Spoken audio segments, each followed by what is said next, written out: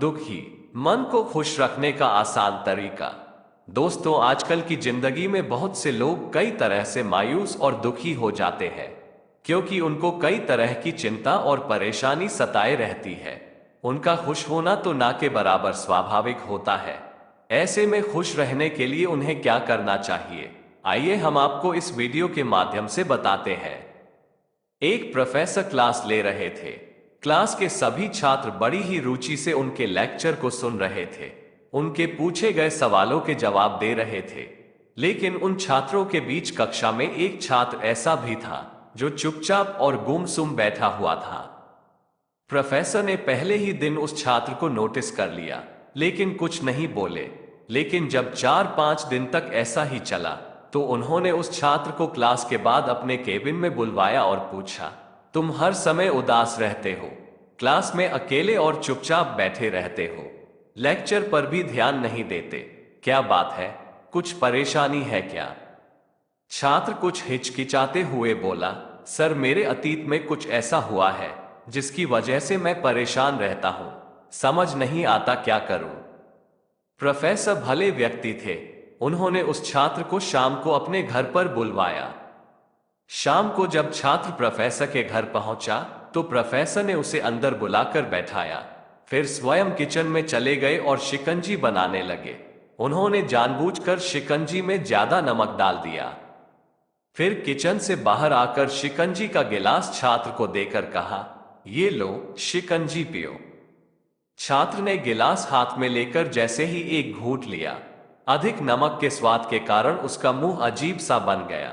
ये देख प्रोफेसर ने पूछा, क्या हुआ, शिकंजी पसंद नहीं आई?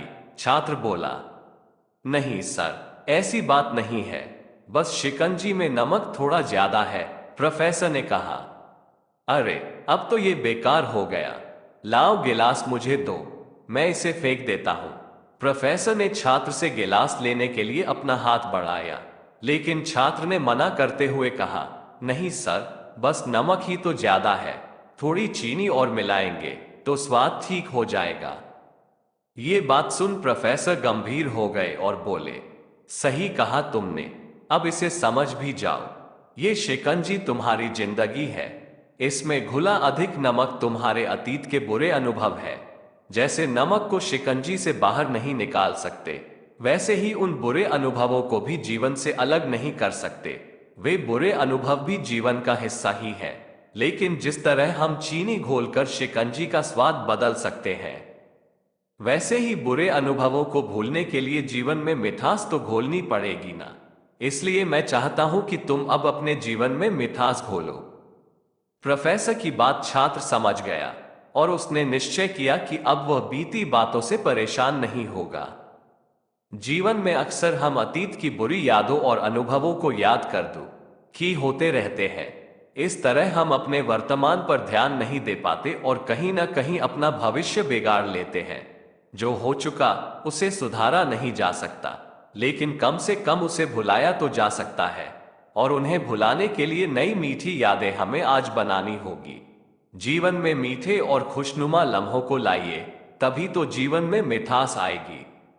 दोस्तों, हम भगवान से यही कामना करते हैं कि आप और आपका परिवार हमेशा खुश रहे, और हम आपसे सिर्फ इतना चाहते हैं कि आप प्लीज हमारे इस चैनल को सब्सक्राइब कर दें और बेल आइकन को जरूर दबा दें, जिससे हमारी वीडियो आप तक सबसे पहले पहुंच सके।